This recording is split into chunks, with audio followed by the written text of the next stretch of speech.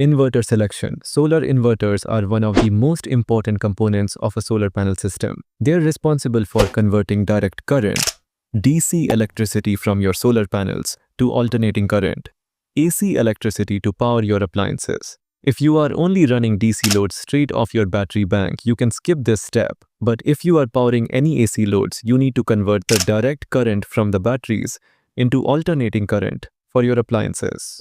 Common types of inverter. 1. Square wave. Square wave inverter is cheaper among the all but not suitable for all appliances. 2. Modified sine wave. Modified sine wave output is also not suitable for certain appliances, such as a fridge, microwave oven, sensitive electronic equipment, laser printers, and most kinds of motors. Typically, modified sine wave inverters work at lower efficiency than pure sine wave inverters. 3. Pure sine wave. So as per my opinion, choose a pure sine wave inverter. How inverter are rated? The inverter is rated for continuous watts and surge watts. 1. Continuous watts. Continuous watts is the total amount of watts the inverter can support indefinitely. A 2000 watt inverter can power up to 2000 watts continuously. It is also called the nominal AC output power of the inverter. If you want to run multiple appliances at the same time, just add up the power rating of the equipment that is running together at the same time. Example, running a fan $80 or $200 where 2 nose of LED light, $6, laptop, $65, and Wi-Fi router, $6. At the same time, total continuous watts is 80 plus 12 plus 65 plus 6 equal to $163. 2. Surge watts, peak watts. Surge watts is the amount of power the inverter can support for a very short time, usually momentary. A 2000 watt inverter rated at 4000 surge watts can handle up to 4000 watts momentarily while starting things like motors. In the above picture, you can see the drill draws 471.6 watt for a short time period. In our case, the surge power is applicable for the ceiling fan during the starting, which is approximately 200 watt. Total surge watt is 200 plus 212 plus 65 plus 6 equal to 283 bar. Select the inverter that should support both of these values. Inverter voltage and frequency.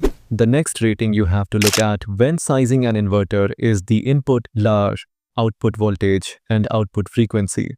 Input voltage, system voltage. For correct solar system sizing, your solar panels, inverter, and battery bank all need to use the same voltage, i.e. system voltage. In the earlier steps, we have selected 12V battery and solar panel, so the input voltage of the inverter must be 12V.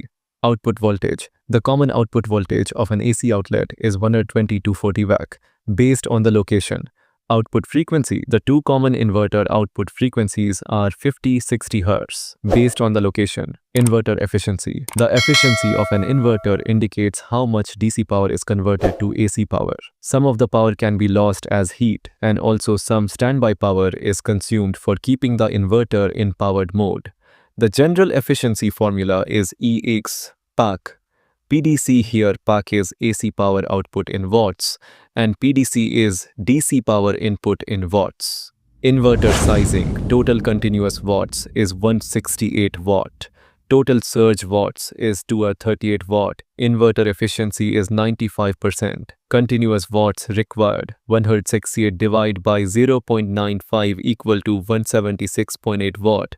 Surge watts required. 238 divided by 0.95 equal to 250.5 watt. Input voltage is 12 volts. AC voltage and frequency is 230 V and 50 Hz. Final inverter rating. Continuous watts is 200 watt. Surge watts is 400 watt. Input voltage is 12 volts. AC output 230 V 50 Hz. Selecting the solar cable. The current generated from the solar panels should reach the battery with minimum loss. Each cable has its own ohmic resistance. The voltage drop due to this resistance is according to Ohm's law, Vxixr. Here V is the voltage drop across the cable, R is the resistance, and I is the current.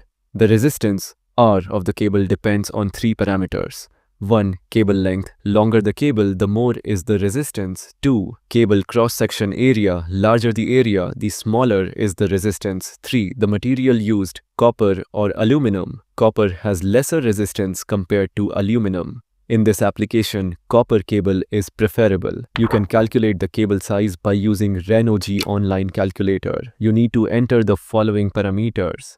1. Solar panel operating voltage, VMP. 2. Solar panel operating current, IMP.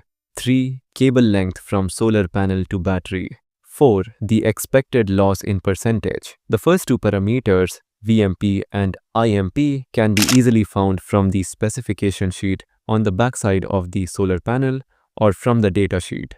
The cable length depends on your installation. The loss percentage considered for good design is around 2 to 3%. In the earlier step, we have already finalized the solar panel, the rating.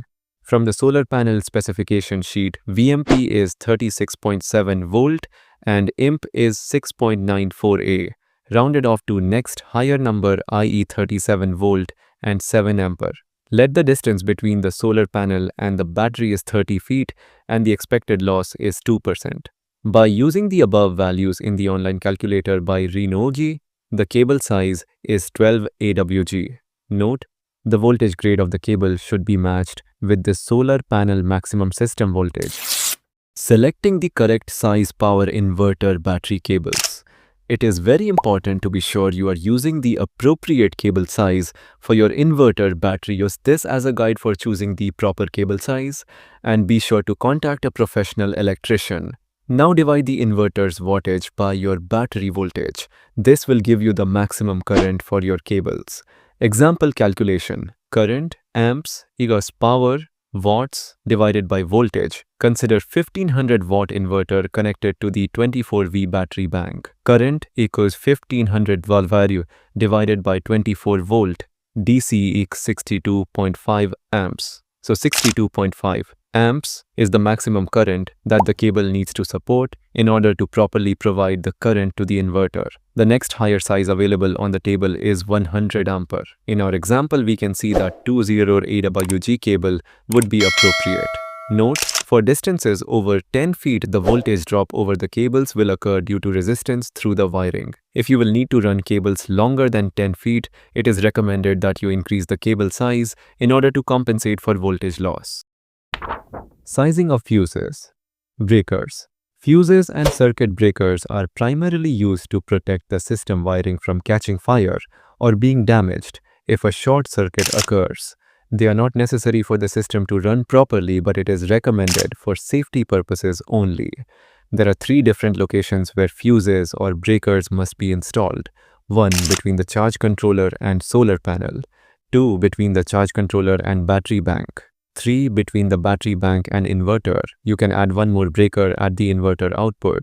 DC breakers are fuses. As per NEC, the DC fuse or breaker size can be determined as per the following equation. Circuit ampacity is short circuit current, ISC, multiply 1.56. Example 1, a 315 watt module with an ISC rating of 9.12A.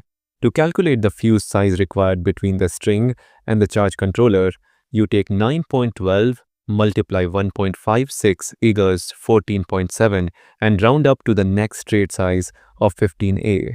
Example 2. Fuse between the battery bank and inverter is continuous watts divided by battery voltage multiply 1.56. A $1,000 divided by 12V inverter draws equal are 83.3 ampere. Circuit ampacity is 83.3 multiplied by 1.56 equal to 130 ampere. Round up to the next standard trade size, which will be 150 ampere. AC breaker fuses. AC breaker is placed at the inverter output and the outlet for AC appliance. The above NEC ampacity formula also changes on the AC side of the circuit. Instead of 1.56, the multiplier is 1.25. And in place of the short circuit current, you must use the maximum or continuous output current listed on the inverter specification sheet. Circuit ampacity equal inverter AC output current X 1.25. Example 3. Let's assume a 1500 double or inverter with an AC output of 6.5 A max. Circuit ampacity is 6.5 X 125 areas 820A. Round up to the next standard trade size, which will be 10A. Wiring diagram. Solar panel. The connection of solar panels depends on the maximum input voltage and current of the charge controller. MC4 connectors are used to connect the solar panels in series/parallel. Battery bank. Battery banks should be wired to match your system voltage, which is the voltage allowed by your DC appliances or AC inverter. Copper cable or bus bars are used to connect the battery in series and parallel. Charge controller. The charge controller has 3 terminals. 1 solar, 2 battery, 3 DC load. You have to connect the wires from the solar panel, battery bank, and DC load to the respective terminal. During connection, ensure the polarity is correct. Inverter. Connect the inverter input terminal to the battery bank. During connection, ensure the polarity is correct. Protection. Though the charge controller and inverter have inbuilt fuses for protection, you can put external fuses and breakers for more safety and reliability of the system. You can see the above picture for different locations of the breakers/fuses. For a larger system, you need lighting protection. I will update you more about it later. Safety. It is important to note that we are dealing with the DC current. So the positive plus is to be connected to positive, plus and negative cord with negative from solar panel to charge controller. If it gets mixed up, the equipment can go burst and may catch fire. So you need to be extremely careful when connecting these wires. It is recommended to use 2 color wires, i.e. in red and black color for positive, plus and negative. If you don't have a red and black wire, you may wrap red and black tap at the terminals. Power distribution. If you want to use a single DC load, you can connect directly to the charge controller load terminal. Ensure the voltage rating of the load is matching with the load terminal voltage. But if you want to run multiple DC loads at the same time, then you need a DC bus bar or distribution box. Connect the bus bar/distribution box input to the charge controller load terminal and connect the loads to the output terminals of the distribution box. Note: the total load current shall not cross the maximum limit of the charge controller load terminal. If the load current exceeds the charge controller load terminal limit, you have to connect the bus bar distribution box directly to the battery.